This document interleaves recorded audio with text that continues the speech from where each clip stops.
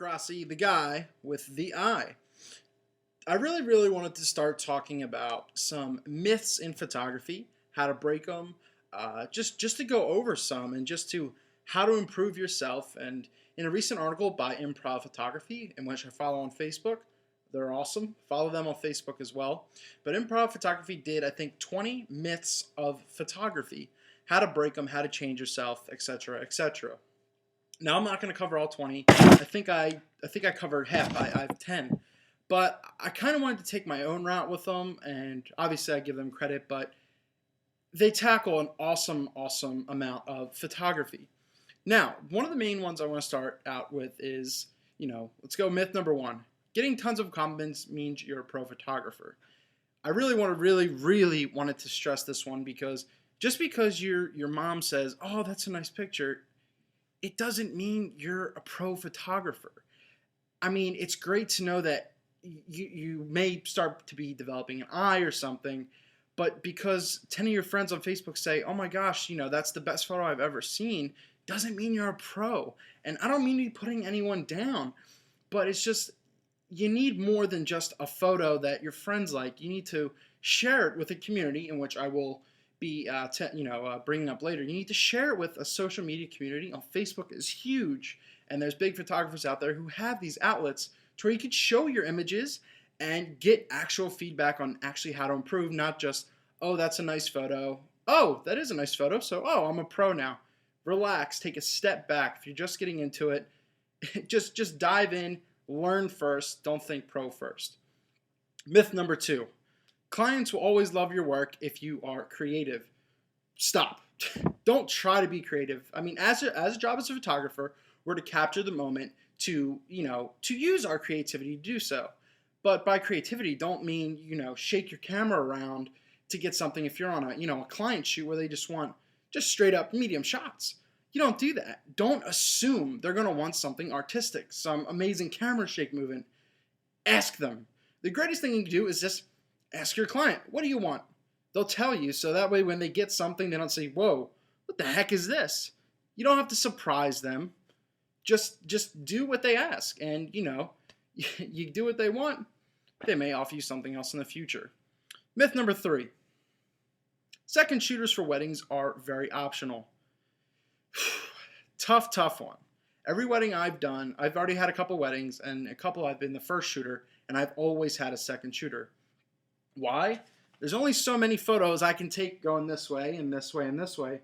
But as I'm taking photos of the couple up there, I'm missing the candid shot behind me. Like, the baby's crying, the ring, you're missing out on those shots.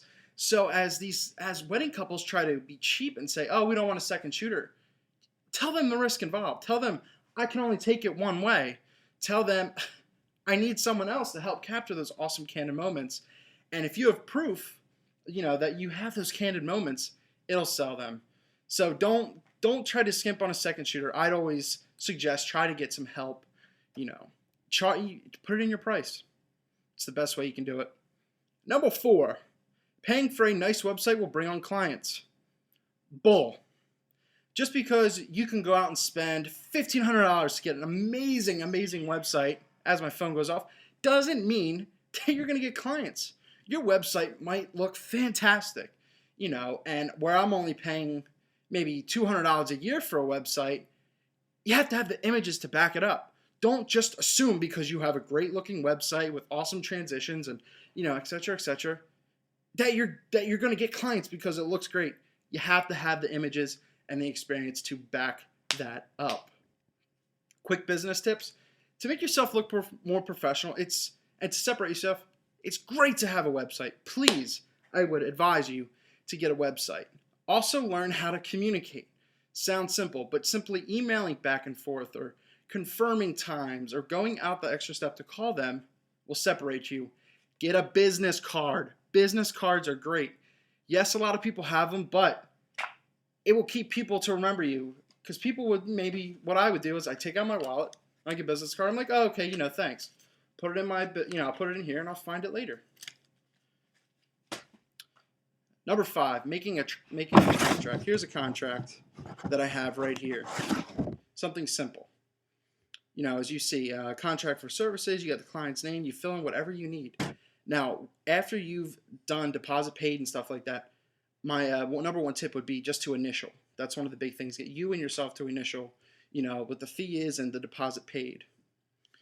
But it's simple. Simple Word document like this. I mean, if anyone wants this, as a template, please just comment below and ask. But something as simple as that, if you need something bigger, just ask, for legal help. I'm sure you'll get some help. Number 6, I can avoid learning flash and lighting because I am a natural light photographer. Bunch of crap. That is horrible because you don't want to, learn how to do this or use wireless triggers because you want to be lazy. That's horrible. Don't ever, ever trust someone who says, oh, I'm a natural light photographer. That is showing yourself that you're not a pro. Number 7, networking is optional. Yeah, that's a joke. How is she supposed to get your name out there? Right now, maybe you saw this on Facebook, you're already networking. If you're commenting or anything like that, you're networking. You have to network to improve. Myth number 8. No one will notice that your portfolio has the same people or the same subjects. If I'm looking at a portfolio and I see the same people 5 times and that there's no variety, to me it looks like you have no creativity and that there's a joke. You need to vary your work. You need to show that you can actually think and be creative. Myth number 9. It's easy. People want to read your blog or watch your YouTube channel. Once again, no. You have to work your butt off. I mean, I've only been doing this for about a month now, and it took me a little over a month just to get, 70 people to subscribe. And it's growing so steadily, but it's tough. Don't assume. Once again, that's one big thing in photography. Don't assume that people want to watch your stuff or view your work. Number 10, big one. If you love photography, you're automatically declared a pro. Stop right there. You can love photography, you can have an eye, but the thing is, don't assume that you're a pro just because, once again, your mom said, oh, that was a great shot. No, just think, take a step back, learn first. Go that extra step, learn how to use a flash, learn how to use wireless lighting. Just learn stuff before you assume that you're a pro. It took me a while before I even got a paid gig. I shadowed photographers before I even did anything. So what I would say is post your work, show your work, ask for advice, ask for critiques and criticisms, and just go that extra step.